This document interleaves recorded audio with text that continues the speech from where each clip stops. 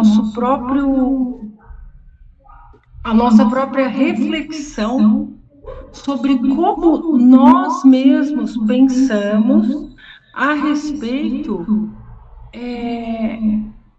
de nós, da nossa maneira de interpretar as leis que incidem sobre o nosso comportamento, sobre o nosso autoconhecimento. E isso é muito importante, porque é um convite à autorreflexão. Então, quando nós falamos aqui sobre caridade, de que maneira nós doamos os nossos bens, de que maneira nós doamos o nosso tempo, a nossa tolerância, a nossa paciência, as nossas habilidades para as outras pessoas. A gente doa de uma maneira agradável, desprendida, tranquila, ou a gente doa reclamando, retrucando, questionando. Também temos que fazer essa reflexão. É muito importante. E essa parte do livro é muito legal, porque começa a fazer realmente um exercício de autoconhecimento aí. Em tudo que foi colocado antes, para que a gente estudasse, para que a gente se preparasse através dos conceitos. A gente teve toda uma base teórica para poder começar a se questionar a partir de tudo que a gente aprendeu no livro até agora. Então, se a gente for parar para prestar atenção, todos os conceitos aprendidos até esse momento estão sendo colocados à prova através dessas reflexões. Então, agora é hora de colocar a teoria na prática. Então, os conceitos foram ensinados, agora eles vão ser confrontados pelos comportamentos e atitudes do nosso ego, para ver se dá certo mesmo quando a gente tenta colocar a teoria na prática, e aí sim, como eles sabem que a gente vai interferir de alguma maneira, aí eles são tão misericordiosos, tão condescendentes com a nossa mísera condição evolutiva, que eles já dão o roteirinho para falar assim, ó, vamos tentar corrigir, vamos tentar voltar para a trilha aqui. E dão as técnicas devia chamar de realinhamento, né, com o eu superior, para a gente poder voltar lá para o caminho de onde não devia ter desviado. Dão aqui o mapinha, como você faz para voltar. E aí, vamos agora passar para o próximo, que foi só um parênteses para a gente lembrar o quanto a gente ainda está subindo o degrauzinho assim, ó, de joelho, né? Então, compaixão. Esse dói. Simpatia pela tristeza alheia, geralmente através do amor incondicional. Propósito. A qualidade que ensina que há perfeição em todas as coisas e que devemos ter simpatia pelos outros, mesmo que não vejam as coisas como nós. A compaixão substitui o julgamento. Esse daí não tem nem o que comentar, né? Porque é tão difícil. Ah, tem. a gente conseguir se colocar no lugar da pessoa, porque a gente tem sempre uma coisinha para falar assim, ah, mas o meu dói mais, ah, mas você não sabe o quanto o meu é pior. É muito difícil. Então é melhor ficar em silêncio, que o silêncio é uma prece. Só vou abrir um parênteses aqui, fazer de conta que tá só essas duas janelinhas. Por essa razão, a minha resposta é a mesma, viu, José Antônio? A resposta é não. Então, comportamentos. Comportamento cruel em relação a pessoas e animais. Ó, quando a gente pensa que sabe estragar tudo, eles ensinam que a gente consegue estragar mais. Perseguir os outros, tiranizar os outros, julgar os outros, impor injustiças ou injúrias aos outros como punição. Olha isso. Atitudes. Necessidade de se sentir superior, né? Sentimentos de estar só, de ódio, de severidade, de raiva, impossibilidade de perdoar, de vingança, desapontamento, falta de envolvimento e de apatia.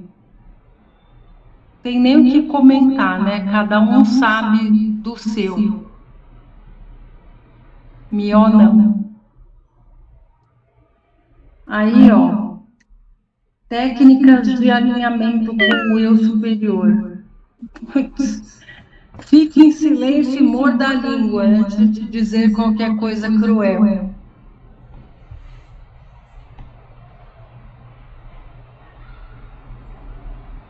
Ouça os outros e compreenda seu ponto de vista. Pare de julgar a si mesmo e aos outros. É um tapa atrás do outro.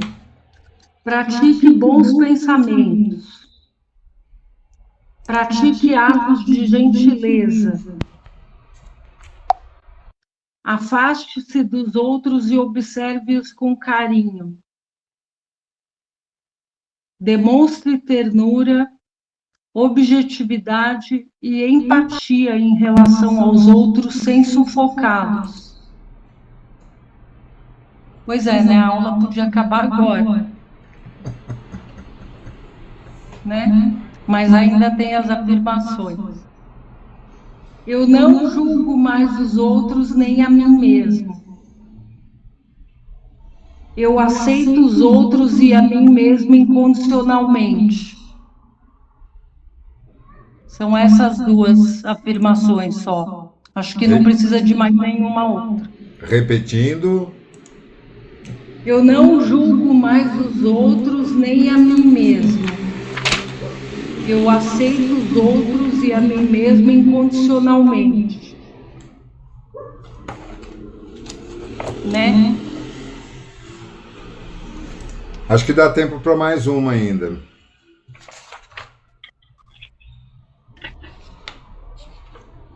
Depois de estar todo esfolado?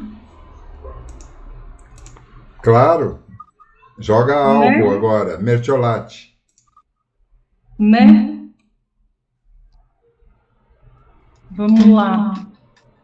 A próxima é coragem. E a definição: firmeza de atitude e ação diante da contrariedade. Propósito: atributo que nos ajuda a contribuir para a realização de coisas grandes, seja qual for o tamanho dessa contribuição. comportamentos, sensação de desequilíbrio e falta de capacidade para defender a própria verdade. Né? Então, estou falando dos comportamentos governados pelo ego. Permitir que os outros tomem seu poder. Permitir que os outros o intimidem. E as atitudes do ego. Sentir que deve se conformar com as pressões. Medo do fracasso, medo da confrontação. E os sentimentos: covardia, timidez, fraqueza, pusilanimidade e ambivalência. Aí as técnicas de alinhamento com o eu superior. Permaneça calmo e centrado em meio ao caos e à oposição, permitindo que o eu superior o conduza. Nunca combata uma emoção com outra. Atenha-se aos fatos e dados.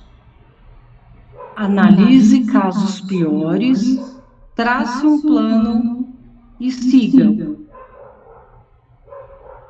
Haja. Respeite o ritmo e a sequência dos acontecimentos críticos. Afirmações. Eu sei que estou realizando meu plano divino. Minha orientação interior é clara e agora tenho coragem de segui-la. Eu agora tenho confiança para afirmar minha verdade.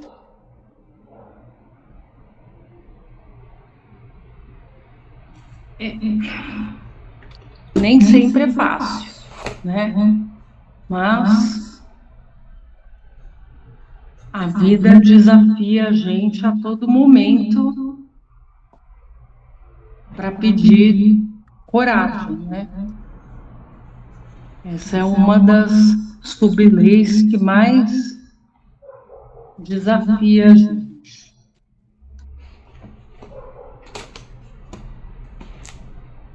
E aí, dá tempo de mais uma ou vamos abrir para os comentários? Comentários, né?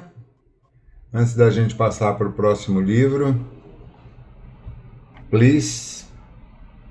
Então, Mônica, ó, você que não acompanhou... Desculpa. Fala.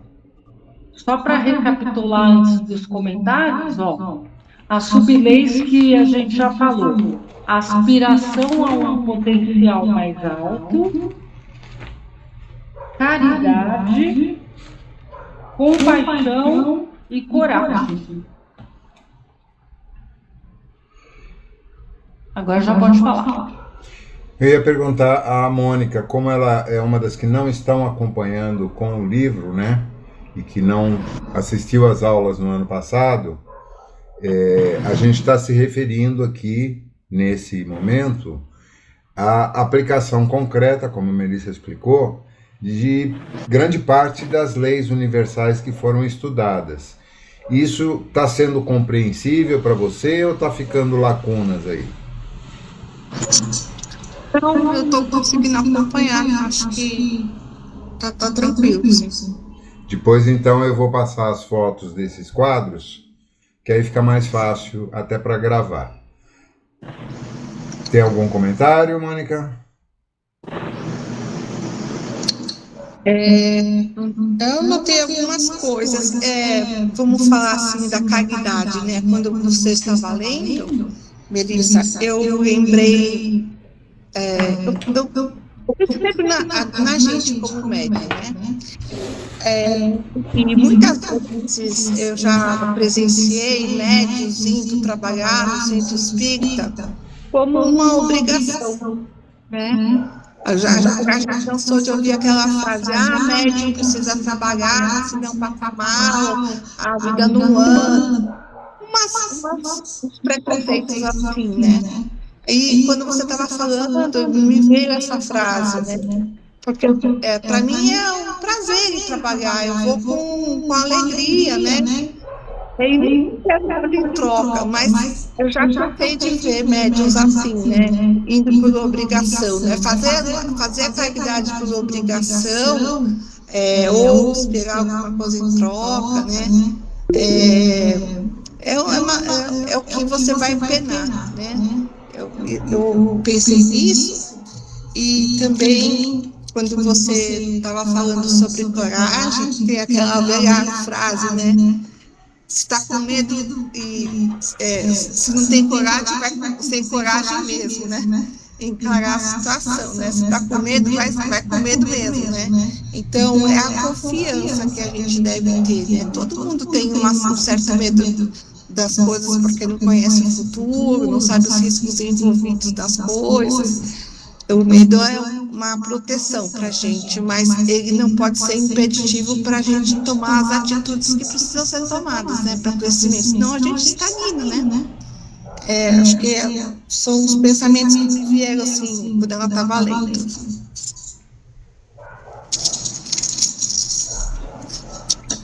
Interessante isso, porque, olha, eu vou falar por mim.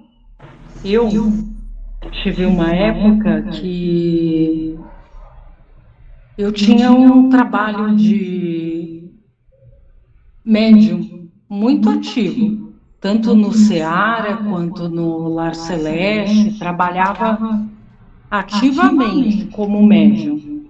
Depois da pandemia, que eu me vi trabalhando como profissional de saúde na linha de frente da Covid, sem ser médica e sem ser enfermeira, eu fiquei com muito medo de entrar em contato direto com as pessoas, tanto da minha família quanto das demais pessoas que eu estava atendendo no Seara e no Lar Celeste.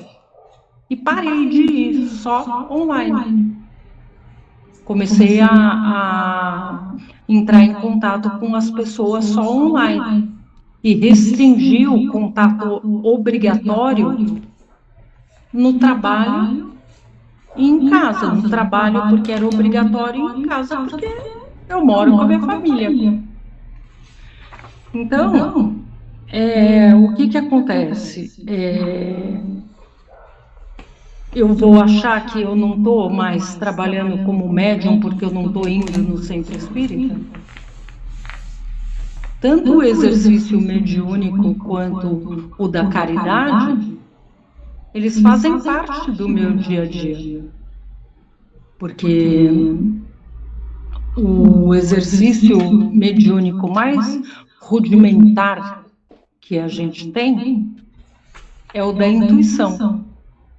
Então, de repente, eu estou atendendo um paciente ali e eu penso assim, não, essa pessoa precisa desse tipo de tratamento, desse tipo de conselho, eu acho que é esse diagnóstico. Então, eu estou usando a minha mediunidade, que é o contato com os seres espirituais que me guiam, que me apoiam e que estão ali me ajudando a acessar os conhecimentos que eu tenho e que eu posso ter acesso também para me ajudar no meu dia a dia. Isso é mediunidade. Então, eu não posso desprezar que eu estou exercitando a minha mediunidade no meu dia a dia.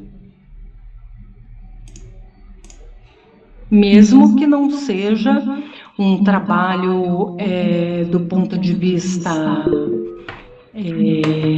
como que eu vou dizer, formal, ritualístico, como a gente enxerga dentro de uma casa espírita.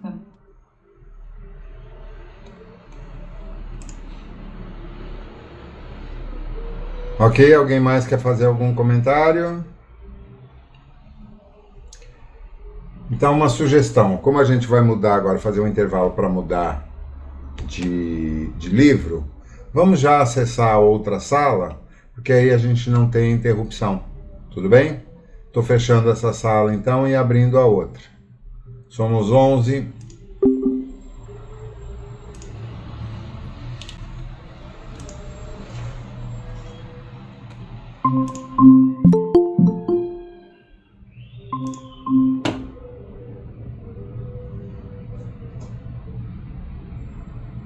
Tá ligeiro, Pedrão? Aqui sempre dá no pente aqui o link, viu?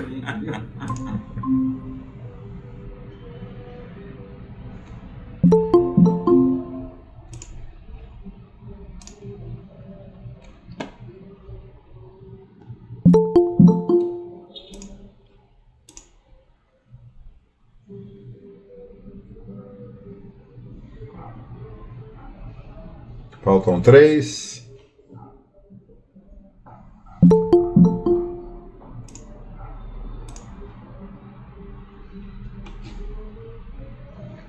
Chegando em casa, Lu?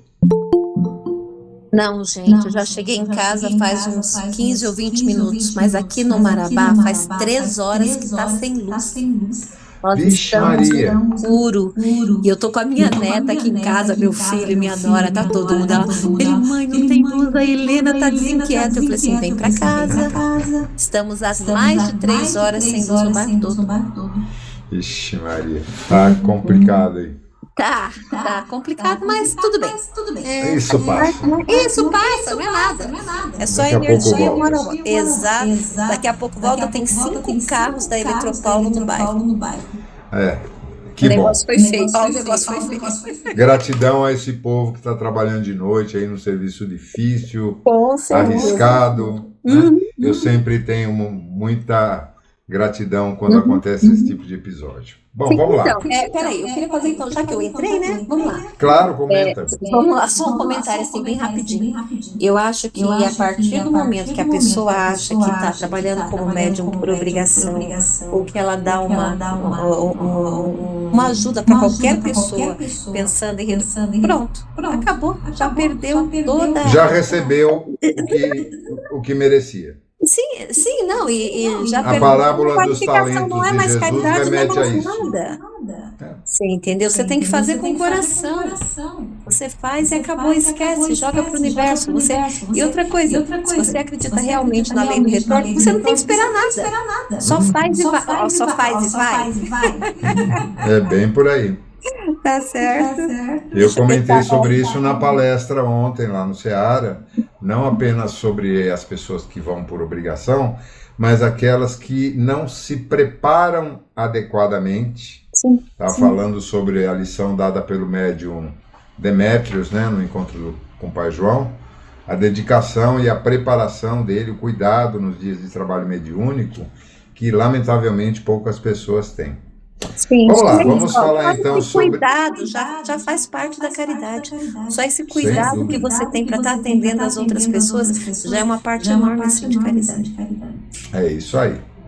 Então vamos lá, o capítulo de hoje trata sobre os corpos espirituais e suas variações. É bem profundo, talvez nem dê para a gente concluir hoje, mas vou me esforçar aqui para não perder muito tempo. É possível fazer uma comparação entre o perispírito do encarnado e o do desencarnado que vive no estado de erraticidade? Ou não haveria diferença entre a natureza de ambos? Podemos dizer que o perispírito do ser que, mesmo temporariamente, tenha descartado os veículos densos, como o corpo físico e o duplo etérico, guarda algumas propriedades que o distinguem do psicossoma de meus irmãos encarnados. Primeiramente, podemos assinalar o fator dimensional em que se localiza o psicossoma, ou melhor dizendo, ao qual está associado e em que está vibrando, em razão de seu estágio de aprimoramento. Ou seja, desencarnados estão numa dimensão extrafísica porém em frequências alinhadas com o seu teor vibratório. Não estão todos no mesmo plano. Aquele que desencarna numa condição precária de desenvolvimento moral, ético, etc., certamente não vai acessar regiões mais elevadas, porque está ainda vibrando de forma densa e pesada.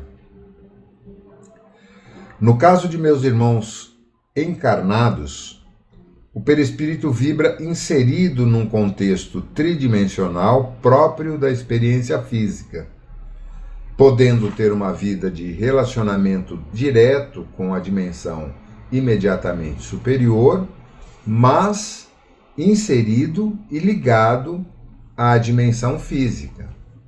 Ou seja, mesmo no exercício da mediunidade e no desdobramento, continuam ligados. Por outro lado, nós, os chamados desencarnados, vibramos e existimos num contexto quadridimensional, na quarta dimensão. No estágio tridimensional, o cordão de prata e o corpo etérico estão ajolados ao corpo físico, que se torna obediente aos comandos mentais superiores.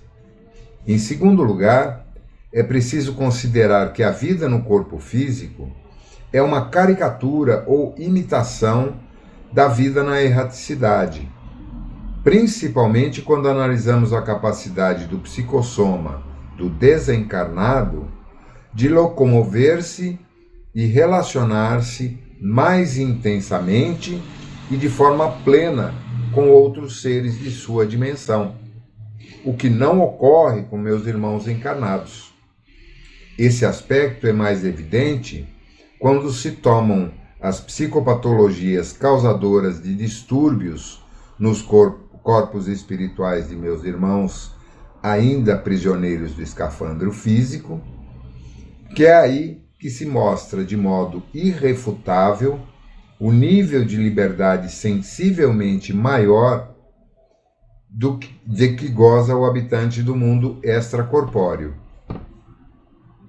Nesse arremedo da vida extrafísica, como é considerado o período da encarnação, o perispírito encontra-se prisioneiro, submisso quase totalmente às contingências das relações próprias da vida na carne, turvando-se-lhe o potencial e as forças, as percepções e os poderes que se encontram nesse estágio como que adormecidos. Com relação às sensações próprias do corpo espiritual, são imensamente diminuídas ou restringidas devido à necessidade de canalizar as percepções para a condução do veículo denso, imensamente pesado, que é o corpo físico de meus irmãos. O perispírito do encarnado sofre essa limitação em virtude da consciência do eu superior, ou espírito, que também se restringe no período reencarnatório. A título de comparação, observa-se uma diminuição das faculdades psicossomáticas proporcional a 1 milhão para 1, ou 1 milionésimo, talvez, quando se tem sua esfera de ação restrita à terceira dimensão. O contrário também é verdadeiro. Quando o perispírito se liberta da experiência física e adentra as vibrações da quarta dimensão, ocorre a reabilitação de suas paracapacidades, que se elevam na razão de 1 para 1 milhão. Isso sem falar na leveza, no que tange ao peso e aos efeitos da gravidade sobre as células perispirituais, que se reduzem significativamente, tornando o corpo astral diáfano e excessivamente leve. Essa realidade nos leva a constatar que o perispírito do encarnado em estado normal, está sempre mais denso, pesado, limitado e tolhido em relação ao perispírito do desencarnado. Mesmo se considerarmos que, no psicossoma desdobrado, ainda ligado ao corpo físico, há uma influência diminuta do duplo sobre o corpo que provoca certa sutilização. Do ponto de vista do desencarnado, o perispírito dos meus irmãos encarnados apresenta-se mais inchado e com bastante volume, principalmente nas regiões dos chakras esplênico e do plexo solar, devido ao peso do duplo etérico que, de certa maneira, deforma a aparência do psicossoma de meus irmãos, mesmo quando estão projetados fora dos limites do mundo físico. Essa é uma das características que tornam facilmente identificáveis os encarnados em desdobramento do lado de cá. Além disso, a densidade média do duplo etérico dos encarnados e a atividade constante de energias biofísicas, químicas e do cordão de prata, agindo em torno dos corpos físico e etérico, fazem com que o psicossoma de meus irmãos se apresente pesado e tacanho, ainda que desdobrados, necessitando muitíssimas vezes do concurso espiritual para se libertarem de tais energias, a fim de alcançarem maior desenvoltura nas experiências fora do corpo. Olha que interessantes essas observações que ele faz aqui, né?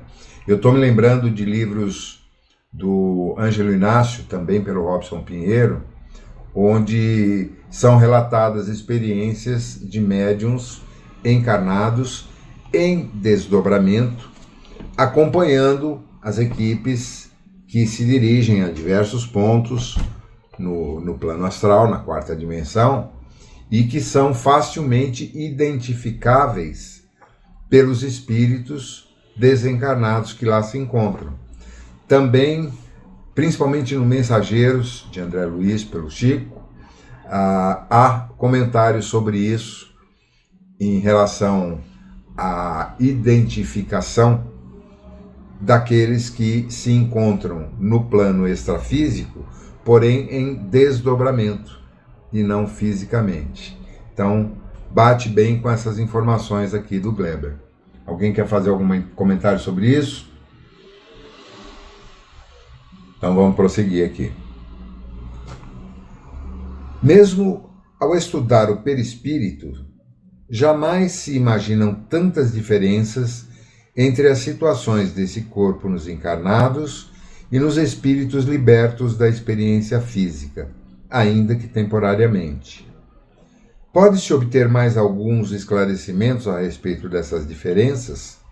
Aqui ele está dando uma de Vanderlei de Oliveira inquirindo o Ramatiz, né? Insistindo na pergunta e procurando explorar ao máximo o tema.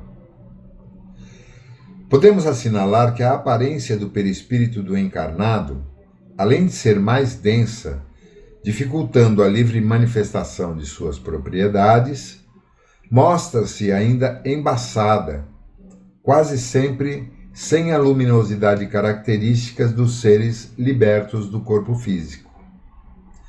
Isso se deve à dificuldade que a consciência tem de alcançar um estado de maior tranquilidade, agindo de conformidade somente com o ambiente extrafísico.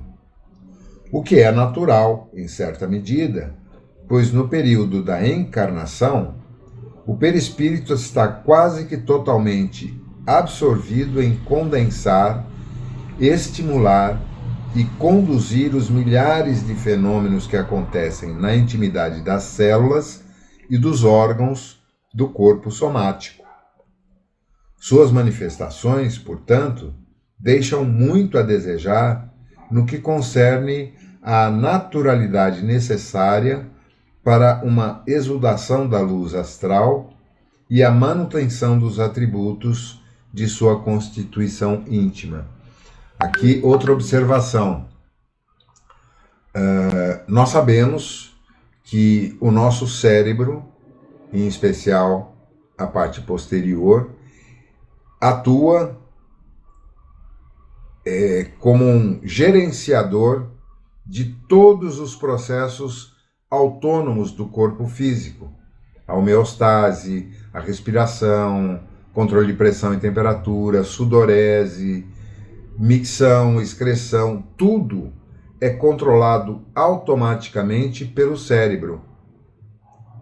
Consequentemente, isso ocupa uma parte considerável de energia que no cérebro de um desencarnado, no cérebro perispiritual, já não há essa imensa necessidade de gerenciar todos os processos de respiração, digestão, bombeamento sanguíneo, etc, etc.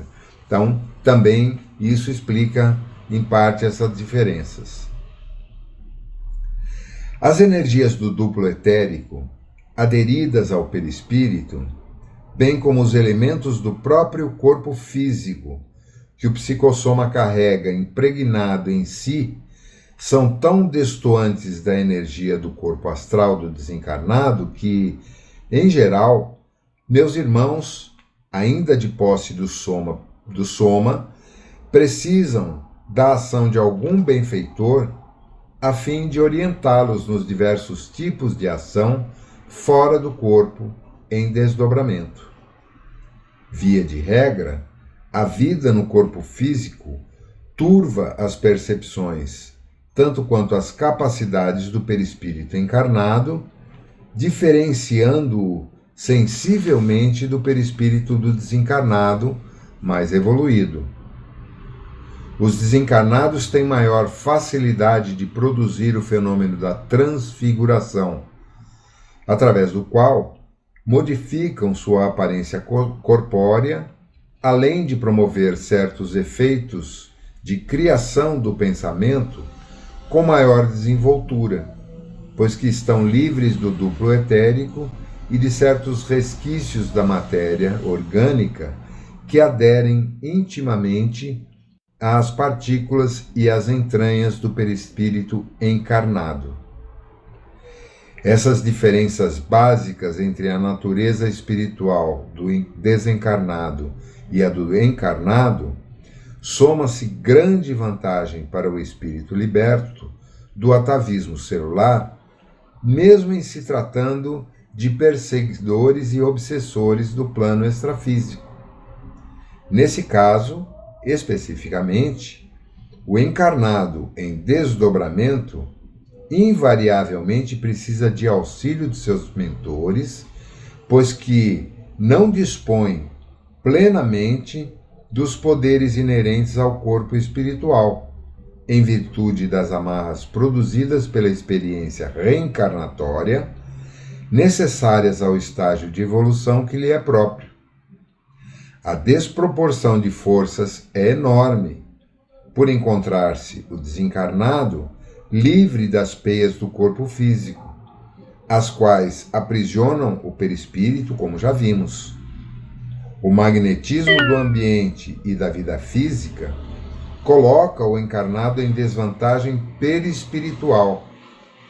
É que seu corpo psicossomático, impregnado dos elementos etéricos e materiais, constitui-se num depósito vivo das forças desejadas e procuradas por espíritos maus, que podem servir-se dessas miscelâneas de elementos e energias para levarem a efeito seus planos hediondos.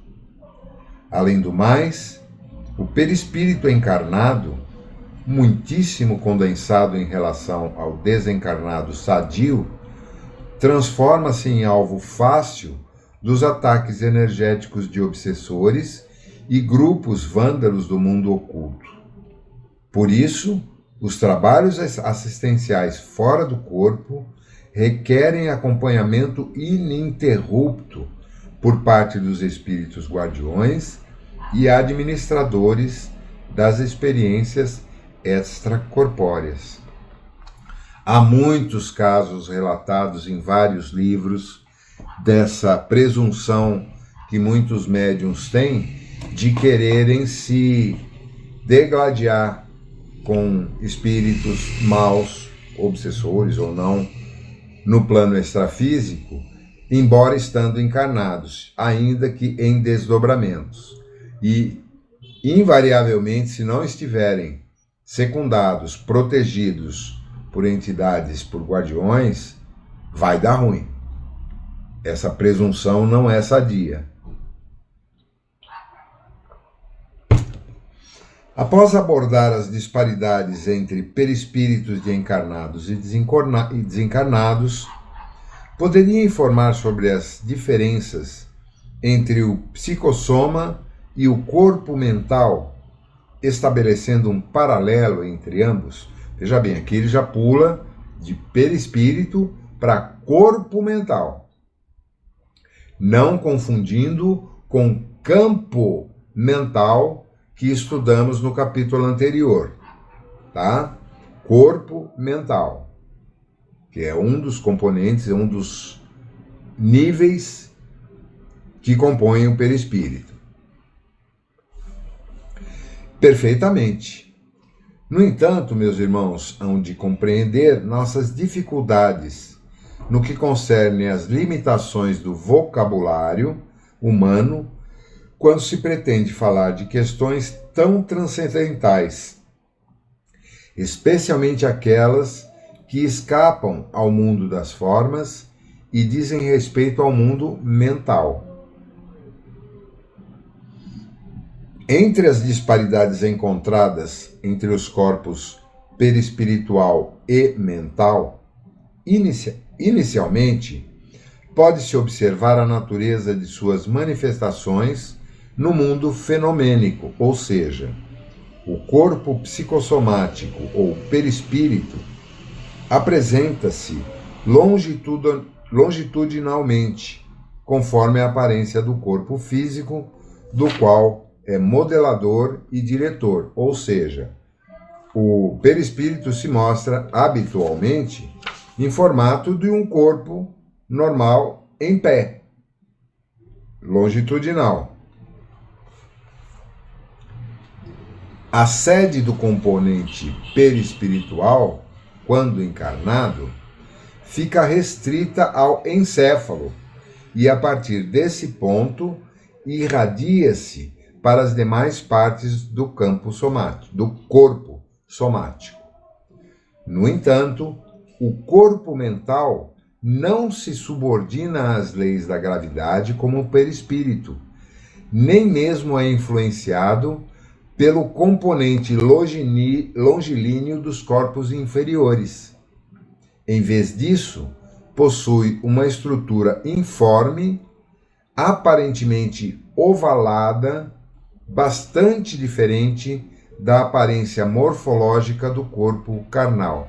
Eu estou me lembrando das imagens contidas no livro da Barbara Ann Brennan, Mãos de Luz, onde são descritos detalhadamente cada um dos componentes. Você lembra, Mércia? Sim, é um livro maravilhoso, muito difícil, mas muito proveitoso no sentido de fazer a gente entender esse campo energético que todos nós temos, né? E tão espesso, né? Com essa série de corpos que faz parte de nós, na verdade, não é nada fora, é algo que é nosso.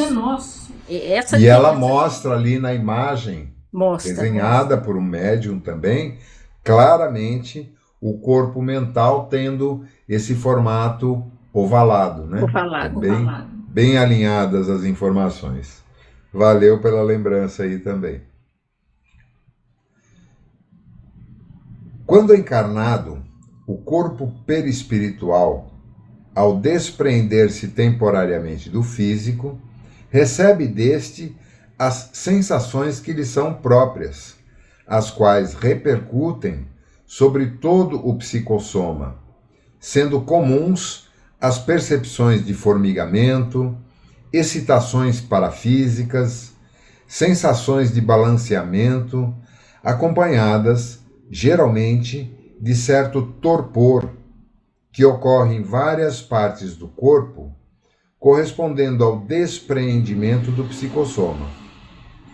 Por outro lado, o corpo mental, ao ser externado por ocasião do desdobramento, quando o espírito ainda se encontra encarnado, somente é perceptível no âmbito e nos limites da caixa craniana.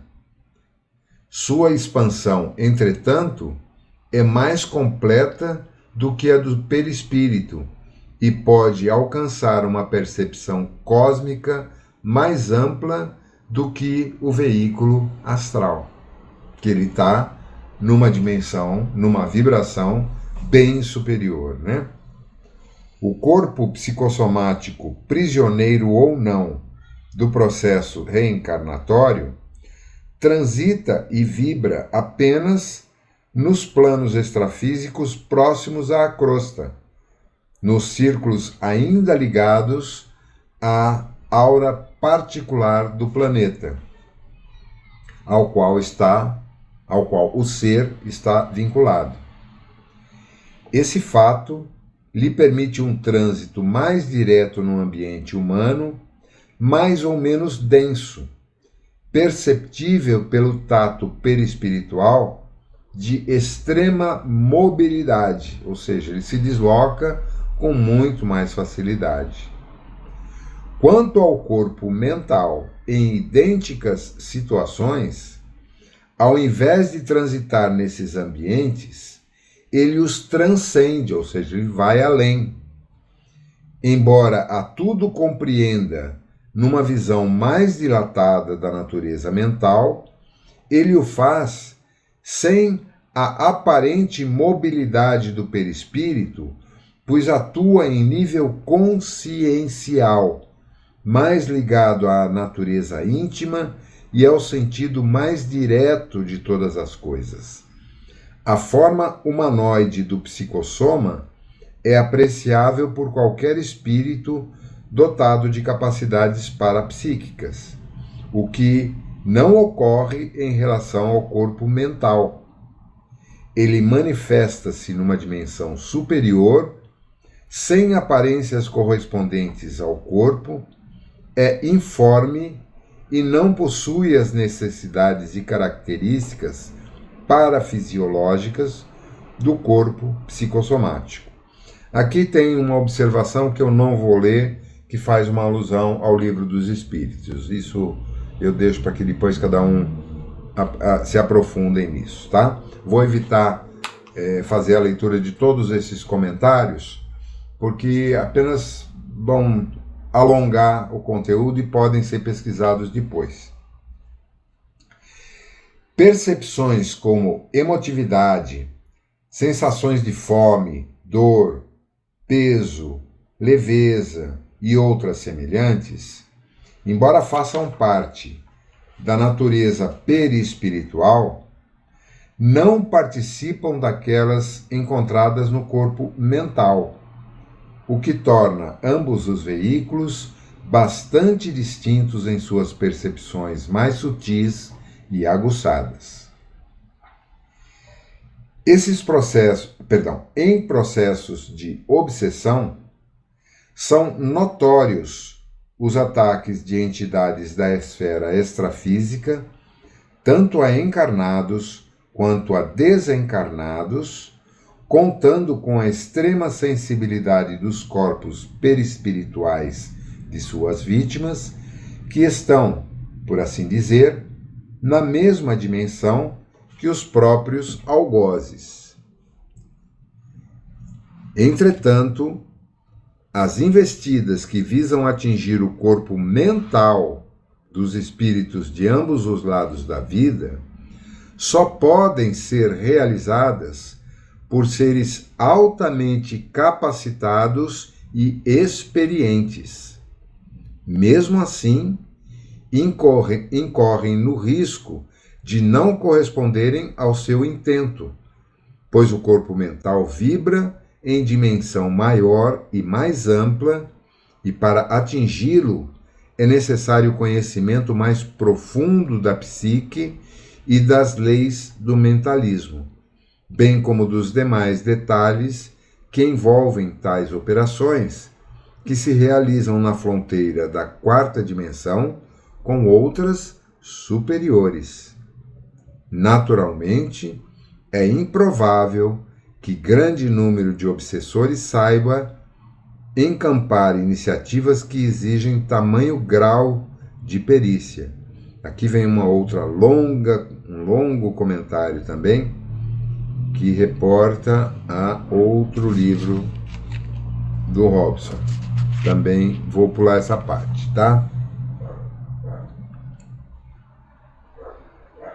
Além disso, convém salientar que, nos processos de comunicação, observa-se, como característica do corpo perispiritual, a facilidade com que se comunica, tanto no nível dos encarnados como no dos desencarnados, de vida superior, por meio de emoções, palavras articuladas e pensamentos.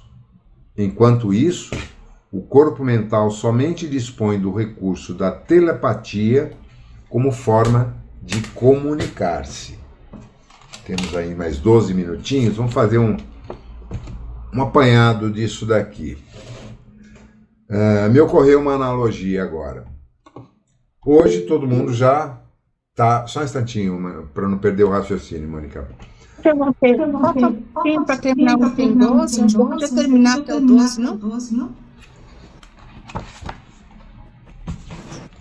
Espera aí um pouquinho. É que aqui vai mudar a pergunta. Já terminou a pergunta número 12, né?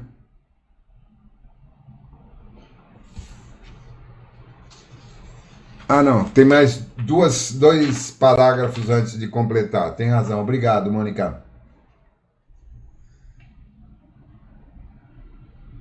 Por último, podemos citar que, numa incursão pelos planos mais sombrios ou terra a terra, o corpo psicossomático fica sujeito às diversas formas de energia densa e às tempestades magnéticas próprias dessas regiões que constituem, por assim dizer, o plano astral, o ambiente onde se locomove e vibra.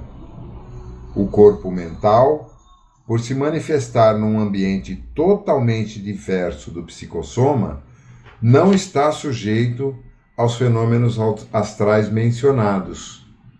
Esse fato, por si só, estabelece uma diferença marcante entre os corpos sutis em questão dos quais se reveste o espírito.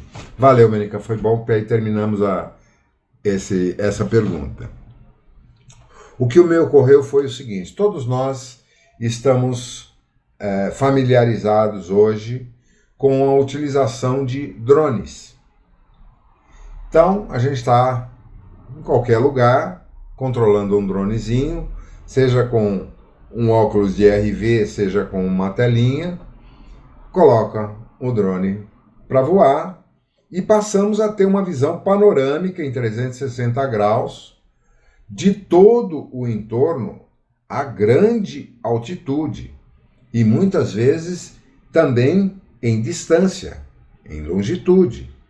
Podemos ver o que tem atrás de um morro que está nos impedindo a visão do outro lado. A comparação que ele está fazendo aqui, de certa forma, tem uma certa analogia com isso. O perispírito do desencarnado, ele está muito limitado no seu alcance e na sua expressão devido às ligações com a densidade e a gravidade da matéria, além da subutilização do seu campo cerebral, que está ocupada com a manutenção do corpo físico. Mesmo o perispírito desencarnado também tem suas limitações. Claro que isso varia enormemente conforme o grau evolutivo desse espírito, mas, na média, ele ainda está sujeito aos limites da densidade da crosta. Já o corpo mental não está preso a esse contexto gravitacional e psicoenergético, porque ele está na fronteira entre a quarta e a quinta dimensão e tem um alcance infinitamente maior, embora ele não tenha a mesma capacidade de expressão utilizada pelo perispírito, porque ele não tem os mecanismos da fala e da audição. Ele percebe tudo em nível de consciência e de telepatia e pode também se comunicar sem a necessidade de utilizar a vibração dos sons, simplesmente projetando imagens de maneira telepática. Agora, o acesso ao corpo mental demanda uma evolução significativa por parte do espírito, tanto do encarnado quanto do desencarnado. E o acesso a ele por parte de entidades que queiram de alguma forma atingi-lo só é possível utilizando-se conhecimentos que são acima da grande maioria daqueles que se dedicam ao mal. Os magos negros, os cientistas, aqueles que são relatados em outras obras e que são peritos nesse tipo de atividade, que geralmente vão escolher muito mais, de forma muito mais exclusiva, as suas vítimas. Não serão aqueles que são pessoas de pouca expressão. Desculpe, Mônica, eu queria concluir o raciocínio e te interrompi. Pode falar. Ou era a tua chamada anterior? Pega anterior, vamos levantar para você ver. Vamos lá, Ricardo. Eu tenho quase certeza que você lembrou de alguma coisa que eu me lembrei aqui também. Pode falar. Eu estou imaginando, vendo essa diferença entre o perispírito nas condições de encarnado e desencarnado serem tão diferentes. Eu estou tentando imaginar a quantidade de ajuste que foi necessário fazer para que espíritos muito evoluídos, em especial o Mestre Jesus, ter que fazer no seu próprio perispírito para poder encarnar na Terra. Imagina a quantidade de ajuste, quanto trabalho que não deve ter dado. Praticamente ele teve que reconstruir um perispírito que ele não tinha mais. Segundo Ramatiz, esse processo do descenso do espírito que encarnou como Jesus de Nazaré, ou Yeshua, né? Demorou aproximadamente 1000 anos, 1 milênio. Foi o tempo de preparação, porque ele teve que reconstruir, usando os seus registros akáshicos de eras e eras anteriores, quando ele ainda estava num estágio próximo a um humano terrestre de 2000 anos atrás, e buscar isso, sei lá quantas centenas de milhares de anos no seu passado, para conseguir usar aqueles arquivos e reconstruir um perispírito, para só então poder fazer o processo de encarnação, mesmo assim sujeito a limitações como essas que são descritas aqui, porque ele encarnou como humano. Ele tinha, sim, uma vibração adicional, ele tinha conexões mais elevadas, mas isso não veio assim, por estalo, desde pequenininho. Não, ele teve que desenvolver um cérebro humano e passar por um período de aprendizado totalmente humano, comer, respirar, excretar, fazer tudo aquilo que um humano faz. Só a partir de um determinado momento é que ele passa a ter acesso consciencial a níveis mais elevados de consciência. Fala, Mel. Ah, você já está indo, né, Fia? Faltam 3 minutos. Vamos fazer o encerramento já, então? Para a gente não se prolongar como eu fiz semana retrasada. Alguém quer fazer o encerramento para nós? Dou-lhe uma, dou-lhe duas. Então tá, vamos mais uma vez agradecer a todos aqueles que nos acompanharam durante essa noite, aos nossos mentores, ao nosso mestre, e aproveitando, como sempre fazemos, agradecer a esse espírito maravilhoso do gênero feminino que chamamos de Maria de Nazaré, que sempre está velando por nós. Ave Maria, cheia de graça, o Espírito... Desculpe, engasguei.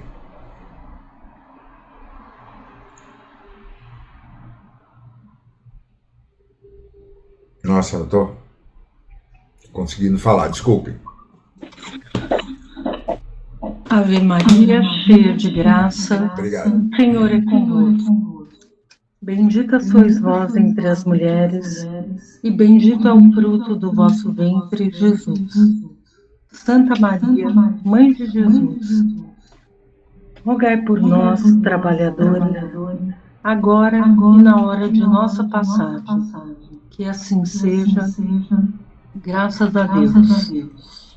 Que tenhamos Valeu, gente. uma Bom noite carnaval para todos. abençoada, que tenhamos uma ótima semana e que a gente possa aproveitar os ensinamentos dessa noite para poder refletir sobre autoconhecimento e maneiras de não estragar o nosso alinhamento com o eu superior, brigando com o nosso ego, né? Vamos tentar. Boa noite. Valeu, gente. Bom carnaval para todos. Estejam em paz. Boa noite para todo mundo. Boa noite, gente. Fiquem Boa com noite. Deus. Boa semana.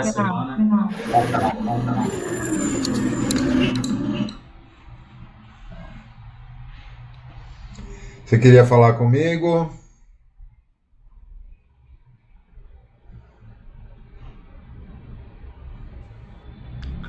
A Mira, ela não está